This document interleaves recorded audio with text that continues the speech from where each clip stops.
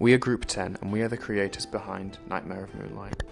We are 2 designers, 3 artists and 2 programmers. Our first step was to getting a theme together. We came up with a few ideas, finally settling on a gothic tower inhabited by Lovecraftian creatures. From this game, like Hades, Castlevania, Vampire Survivors, Street Fighter Third Strike, Bloodborne and Terraria. From these, the pixel art style from Terraria inspired the artistic direction, taking deeper inspiration from Street Fighter for the main character and his style. The hack and slash gameplay of Hades formed a solid base but needed simplifying to fit the scale and time frame of the project. The overarching theme took inspiration from Bloodborne due to its gothic setting with darkness mystery surrounding the story. The main premise of the game is that you, Solaris, have one task in your life: exterminate the nightmare monsters that tormented your childhood. After years of hunting, you are finally ready to ascend the Tower of Moonlight and close the portal, hopefully sealing the fate of the foreign moon. Each member of the team brought their wide range of skills to the project, with the artists using Photoshop and Aspirite to achieve the pixelated aesthetic. Items such as chairs, tables and the player character to name a few. The creation of sprite sheets for our worms, slime and the longer. These had both walking animations and attacking animations, which the artists turned into sprite sheets and GIFs for use within our game design document. Our designers focused on researching the titles discussed earlier, one taking a deeper dive into the gothic movement and mechanic analysis of other games, whilst the other focused on world building, thematic style and battle flow. After completing the side development, they then shifted onto level design and layout later on the project, taking design cues from the research they had conducted. Our programmer focused on core system implementation such as the 2.5D camera and movement later, creating scripts for the combat and room progression. They also made great progress implementing the abilities such as the dash so that the player could pass through enemies but not terrain. Other functions such as a working health bar were implemented, combining the art and code sides of the game. We made sure that the project was well managed, with James and Adam taking on supervisory roles of the respective teams, dealing out tasks and maintaining the Trello board. On the Trello, we gave each of the factions different task pools, with the lead assigning tasks during the Tuesday scrum.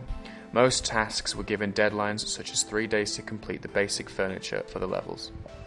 Whilst in the Tuesday scrum we discussed any delays that the team might be facing and came up with contingency plans on how we could adapt the scope so that the delays weren't too detrimental. On Friday we discussed any progress that we had made and delegating any new tasks out that had been thought of. This was mainly art assets due to designers coming up with more substantial room themes. During this project, Adam worked with the other artists to organise which artists were creating what from week to week.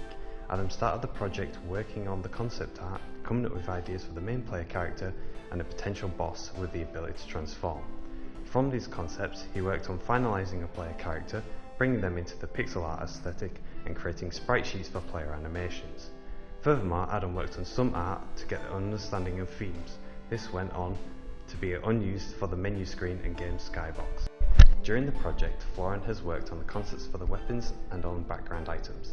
These weapons were made, painted, shown as an idea and then recreated in pixel art style later on to be used in the game. The weapons were a normal silver sword, a whip with silver blades with a curled and straight version, and lastly a great sword with a silver blade. The background objects that Florin has done are a pile of bones, rotten flesh, bones inside, and lastly flies for the sewer levels. For the basement, Florin has done a wooden crate, a wooden open barrel and a wooden empty shelf. For the Royal Gothic levels he has done a Royal Gothic chandelier, a Royal Gothic sofa and lastly a Royal Gothic chair. During the project I have worked on a wide variety of aspects, from enemy concepts and finalised enemy designs. The 4 enemies I created are the slime, worm, tentacle and longer, making sprite sheets for a walking animation and attack animation for all of them. I created HUD, concepts and final HUD and menu designs. This includes main menu title, buttons, in-game ability buttons and game control sprites. I have also worked on sound effects and music, created 3 music tracks for the game and sound effects for death, walking and the ability being ready. I finally did some object concepts and some finalised object designs to help give the designers more assets to work with. During the project, I worked mainly on the game design document, as that was the majority of my grade and deserved that much attention. I created some of the layout sketches and eventually created them in the level, creating levels 1 to 3. I also created the entirety of the game lore and background, which was used to influence the artist's design choices. I also did research into other games similar to ours, such as Hades and Castlevania. I also wrote about the HUD, death screen and fail states. During the project, Rhys worked on the concept of the game, narrowing down the initial ability ideas. This required researching into certain games and taking their design hints and applying them to our game, relating to the flow that we wanted and overall strength of the player in relation to the enemies. Once he had come up with 20 plus abilities, he presented them to the group, where we narrowed them down to 3 final abilities. After he finished working on the abilities, he went on to the core level design, taking elements from his research and design knowledge to put together a diegetic tutorial level where the player learns the mechanics without the reliance on heavy text. Upon finishing the tutorial, Rhys moved on to the basic room design for the demo, creating rooms inspired by real-world Gothic locations that make use of Gothic architecture. He made room designs for a bedroom, cellar and some generic connecting rooms to flesh the level out better. Throughout the project, I mostly stuck to using Unity and Visual Studio to bring the concept to a playable prototype. During the first week, I focused on setting up the Unity project and GitHub to allow better collaboration between the team. I also wanted to create a basic grey box and movable player as a foundation. Once we had a basic room layout and player, I decided to work on enemy AI. The enemy AI uses navmesh agents that follow the player. When the player is within a specific range, it triggers an attack. For pathfinding purposes, navmesh obstacles were placed on sprites and assets in the scene that shouldn't be walked through. I then created an enemy wave system that would automatically spawn enemies in the scene and open a door at the end of each level after completing all waves. Each door would move between the 4 levels created by the artist and designers and then rotate back to level 1. A child of the white, born into the hell that descended upon Blackmire. He was found in the cold streets of the market district, abandoned as a child. A young peasant woman found him seconds from death as the moon gazed upon him, burning him down his right side.